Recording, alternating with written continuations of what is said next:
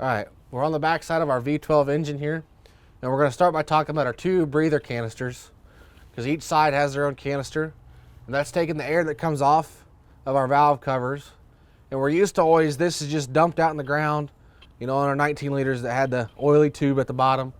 Well, these are collecting all that, so it's collecting the oil inside here, and it's separating the air and the oil. At about 1,000 hours, these filters will start letting the oil go through with the air, and this air is returned back to our turbo on the intake side.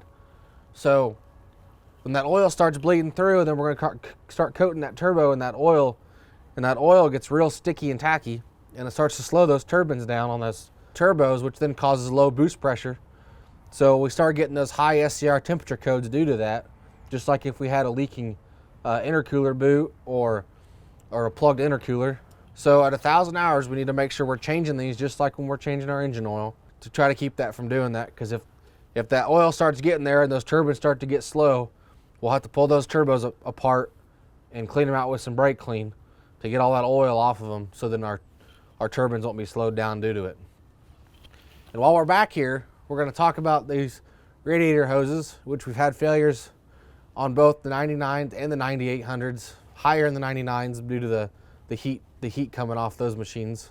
And John Deere came out with a silicone hose. It's rated higher PSI and higher temperature.